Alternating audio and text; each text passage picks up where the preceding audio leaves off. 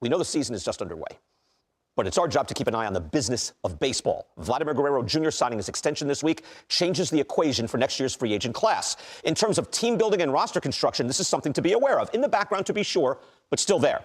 Because next year's free agent class is a very different class with a lot of depth. Let's do a little digging in. Again, Vladimir Guerrero is now off the board. That's a $500 million player. But there's some big-time free agents still readying for the market. The number one player, position player, was and is Kyle Tucker, now with the Cubs. A 5-win player in his pre-prime. He could be going next level. He slugged .585 in a half season last year and is right now the National League leader in OPS, plus hits, homers, and total bases. A full season at this new level vaults him into a whole new category. The next level superstar on the free agent class. Bo Bichette. Stock is low right now, right? After his first bad season. His first 5 years, though, this is a shortstop who hit .299 and slugged .487. He'll also be age 28 season next year. Young-ish shortstop. That's the way to go in the free agent market. But he needs a bounce back year, admittedly. Most interesting position player on the market, Kyle Schwarber. He's going to be in his age 33 season next year, but this is an impact bat and a player to love. Older, also a DH, but he could get a big AAV. Here are the best of the position players now. Tucker, Bichette, Schwarber, his teammate JT Realmuto. That's another great player, but he's a catcher, age 35 next year. That's kind of old. Marcelo Zuna has had good back-to-back seasons at the plate, and it's a decent first base market. Luis Arraez, top contact hitter in the game. Josh Naylor, now with Arizona. Paul Goldschmidt will be back on the market. These are the top position players. From there, you have possible opt-outs, and that's a whole other ballgame. Possibly, I'm saying possibly, we could see Alex Bregman, Pete Alonso, Cody Bellinger, and Jock Peterson all back on the market. Now, some of them have, most of them actually, have pretty good AAVs, average annual value. That could keep them in place, but that's another show. All in all, an interesting market for position players. I like it. Not a blockbuster, but it's deep. What's also fascinating is the depth that will be in the starting pitcher market. The depth of the entire position, on the whole, is in decline, clearly, but somehow there's a good deal of talent at all levels. That will be hitting the market next year. Top of the food chain, 2 San Diego Padres, Michael King, Dylan Cease.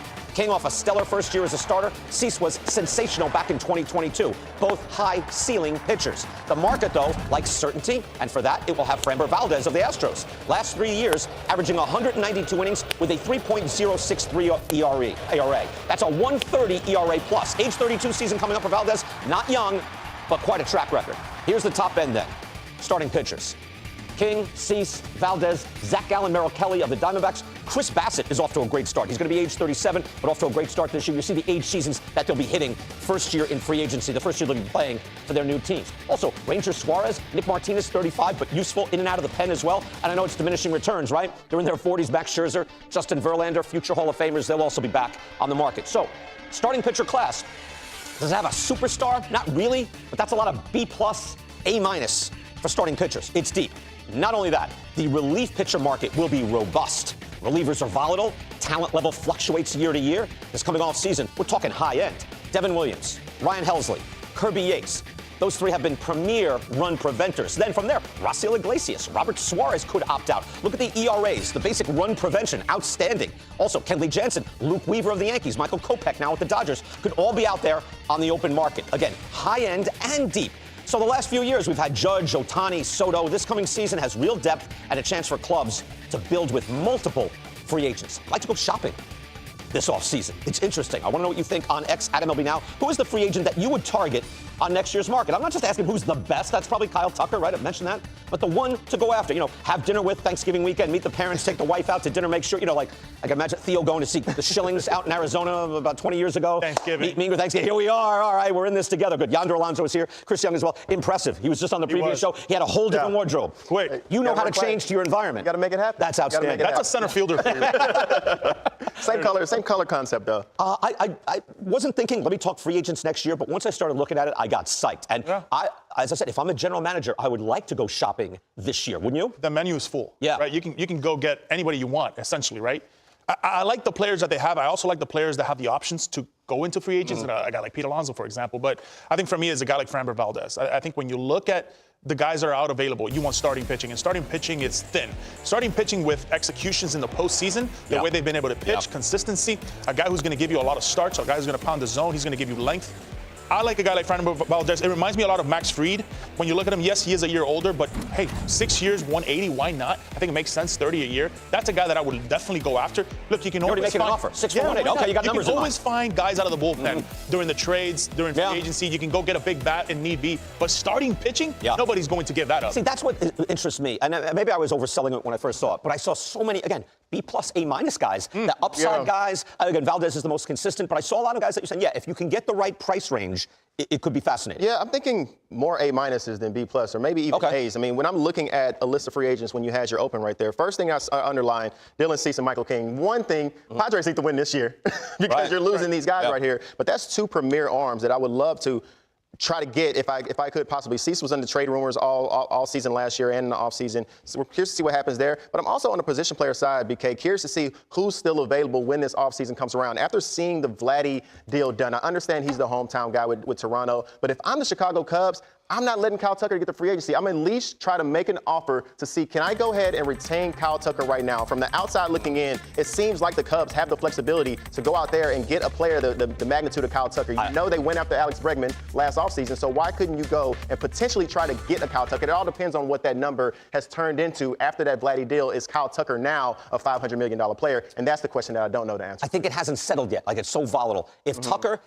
Again, this is asking a lot, but if Tucker is where he is now in September, basically the best hitter in the National League, he's changed his whole price point, right? Well, whereas now it's vastly different because he hasn't had that one breakout full season yet. You know what I mean? He's been a 5-win player, but he hasn't been a 7 or 9 win player. You know what? And he might be that player. I'm with you, BK, but he does everything well, and it's a valuable player. I mean, he's the ultimate 5-2 player. He's the guy that you want. He can steal bases, and I don't pay as much for stolen bases anymore because you just don't know. But he's not Mookie Betts. As much as I love the guy, I don't. I mean, we even saw Trey Turner, who was an elite stolen base guy, who we don't see him steal the base anymore. But I still believe he's that 30-homer guy, consistent year in and year out, and he's going to play you amazing defense. I'm talking to Kyle Schwarber, is what I'm saying. I'm talking to him as well. I'm with you on that. And people are low on Bo Bichette right now. And that's the right time to get him. Right, I got a feeling the stock is going to rise. All right. All right, back here on MLB Now, Chris Young, Yonder Alonso with me. I'm Brian Kenny. Take a look at these standings in the NL West. It tells a good part of the picture. Look, you're 4 deep there. Padres, Giants, the mighty Dodgers, and the Diamondbacks only at 500. But run differential, I'll just read it to you here from the top. Padres plus 14, Giants plus 18, Dodgers plus 15, Diamondbacks plus 13. So Yonder, it's about this. We're looking at 4 clubs about the same. There's fluctuations with the win-loss run differential, which it's so early, but kind of saying these clubs are about even. They're very even. You know, I think this division is probably the toughest division in all of baseball. You look at this Padres team, everything's going their way. Every bloop is falling, every hit is falling for them. It just seems like when it needs to go your way, it definitely goes your way. That's what's happening with the Padres. You look at the Dodgers, they really haven't gotten hot yet, and yet they're 10-4.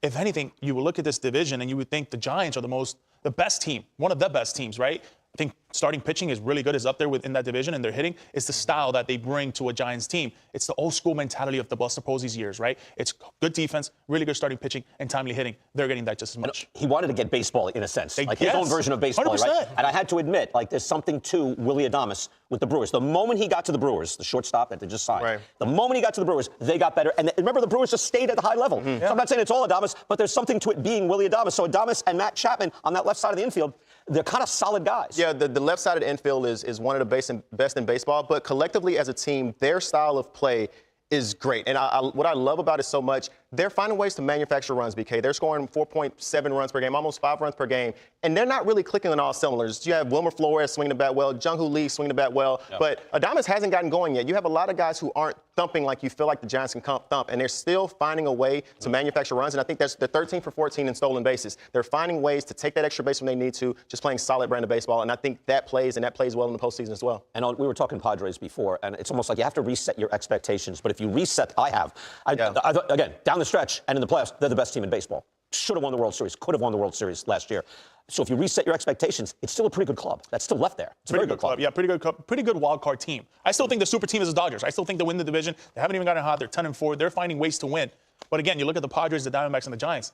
Man, that's a really good division. They can play really good baseball any time of the year. What I love so much about the Padres is I think they could be. If you didn't have the Dodgers being labeled as a super team, the Padres look really good to me, top to bottom from their offense. I think you need to have Cronenworth and Tatis. Hopefully their injuries aren't significant. They're supposed to come back tomorrow. If they come back tomorrow, they'll be perfectly fine. They're starting without Jackson Merrill. Without Jackson Merrill, that hurts, and they still found a way to win yesterday. Their starting rotation is good, like Yonder said, but their bullpen reminds me of my bullpen, BK, in 2007. When you have Morahone, Estrada, Adam, and Suarez, when you can turn a game into 6-inning games, and you have a lights-out bullpen, similar to what we've seen from Cleveland for years. If we can learn to play 6-inning games with that offense they have put together, they can beat the Dodgers, they can beat the Yankees, they can beat any other team out there. Well, I mentioned this to Rob. I had to push back a little bit because, right, the Dodgers have guys who are killing it. But on the field, I've seen them look lousy at times. Do you know what I mean? And they are getting a little older. Like, look, Mookie's older. Chris Taylor's older. Freddie, superstar, he's older. These guys are in their early 30s already, right? Max Muncy doesn't look like a good defensive player anymore. So on the field, they don't look as spry and as baseball-y as they used to. My thing is, all these guys that are playing that position, I don't necessarily think that's where they belong in that certain position. Like, is Max Muncy a third baseman? Like, is he right now a third baseman? Right. Is Mookie Betts a true shortstop, right? Ooh. Yeah. Is Kike Hernandez the first baseman slugger because we don't have Freddie Freeman? Is Freddie Freeman ever going to be 100% with his ankle from here on through his career? We just don't know if this team is going to be able to hold apart defensively. I believe in them. I still think they're a super team. I think they're going to be just fine. The depth is incredible. They'll be okay. But have you seen the offensive numbers from the Diamondbacks? Like, yes. They're killing it. We haven't seen them fire up yet, but that's a powerful club. And if Corbin Burns becomes Corbin Burns, they're going to be right there with the top three. Their offense is firing on all cylinders. Unfortunate for Marte being out right now, but even Perdomo, Alec Thomas is having a resurgence. And the starting rotation, their struggles from the first 10 games of the season. Fott had a great game yesterday. They came out against the O's, won the series, win 9-0. Corbin Burns is going to be fine. Zach Gallen is already pitching well. Merrill Kelly is going to be fine. But just like we were talking about the Padres with Michael King and Dylan Cease, this is maybe a must-win season for them. They also have Kelly as well, about to be a free agent, and Gallen who's about to be a free agent. So they find themselves in a very similar situation as the Padres. So who wins the division? Still Dodgers? You're still the Dodgers. Yeah. Still Dodgers because I still go with the starting pitching. Yeah, I have to go there. Yeah. And yet, so now the other three, that's the wild cards. Like, again, and there's an NL East. But is it possible that all four teams can be in there? It doesn't seem that, because look, the Braves are going to come back and challenge. The Mets are already there. Phillies are probably taking a division. So there's not wild cards being handed out. I'm more Can't curious. take them all. I'm more curious. Is it numerically possible? I want that to be one of your opens that you do here. Because is it numerically possible for 4 teams to come out of the West? Can that fourth place team? Yeah, there's only so many wins to go around. 87 wins, and the second place team in every other division have less than 87 wins. I know that's unlikely. Is it possible? You'd need like a couple of bottom feeders in the other divisions that you're just piling on, like it was a few years ago. Remember, it was like White Sox and Royals. You could get all your wins there. You have to. But I don't think that's possible. Even the Marlins are playing good now, so there's not that many wins to be grabbed. Or you would need the division winners in the other divisions to have 95 wins or 97 wins. They would have to have so many wins that it leaves room for the losses at the bottom. But I would love to see one of your breakdowns and let us know if it's possible, BK. I think you're correct. There are not enough wins to go around. It's like you're saying, what are your predictions? I think these teams win. You can't have 790 wins. Like, there's not enough wins to go around.